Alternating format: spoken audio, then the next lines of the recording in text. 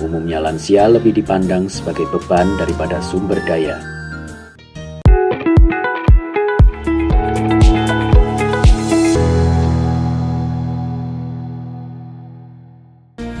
Lanjut usia atau yang lebih kita kenal dengan kata lansia adalah seseorang yang telah berusia 60 tahun ke atas. Lansia merupakan tahap akhir dari siklus hidup manusia yang diawali sejak masa kandungan, balita, anak-anak, remaja, hingga dewasa. Secara alamiah, menjadi lansia tak lepas dari proses menua. Proses menua adalah proses alami yang mengubah seseorang dewasa sehat menjadi lemah secara perlahan-lahan. Dengan berkurangnya fungsi yang normal akan mengakibatkan peningkatan kerentanan. Proses menua mengakibatkan perubahan terhadap aspek fisik, ekonomi, sosial psikologis, dan sosial budaya. Secara fisik, lansia akan mengalami proses menua secara terus-menerus yang ditandai dengan penurunan daya tahan fisik dan rentan terhadap serangan penyakit. Secara ekonomi, umumnya lansia lebih dipandang sebagai beban daripada sumber daya. Secara sosial psikologis, kehidupan lansia memiliki stigma negatif, dianggap merepotkan dan tidak dapat memberikan manfaat bagi keluarga dan masyarakat. Dan secara sosial budaya, lansia banyak kehilangan peran diri, kedudukan sosial, serta perpisahan dengan orang-orang yang dicintai. Tahukah Anda, proporsi lansia di Indonesia telah mencapai 8,03% dari keseluruhan penduduk. Dengan jumlah lansia yang sudah mencapai 20,3 juta jiwa.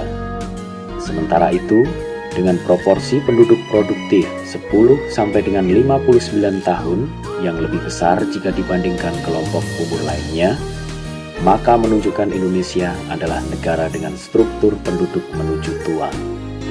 Seperti yang telah kita ketahui bersama, proses menua membawa berbagai dampak permasalahan pada lansia. Pada aspek kesehatan, lebih dari 64% lansia mengeluhkan kesehatannya. Dan 1 dari 4 lansia mengalami sakit dalam 1 bulan terakhir. Sementara dari sisi ekonomi, rumah tangga ekonomi lansia terhitung rendah. Sebanyak 48% lansia terpaksa bekerja untuk memenuhi kebutuhan hidupnya. Belum lagi bicara tentang kehidupan sosial yang memprihatinkan, di antaranya adalah lansia yang terlantar akibat dikucilkan keluarganya. Apa yang terjadi apabila hal ini dibiarkan terus-menerus? Bayangkan berapa banyak fasilitas pelayanan yang harus dibangun dan penuh sesak oleh lansia yang bermasalah.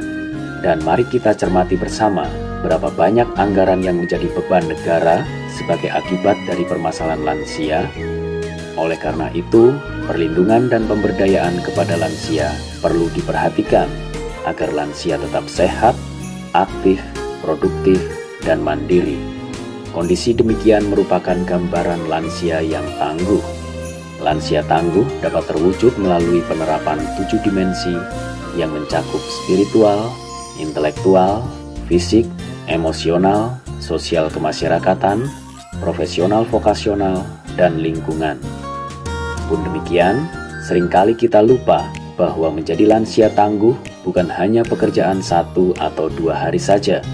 Persiapan dan kesiapan semenjak masa muda akan menentukan proses menua.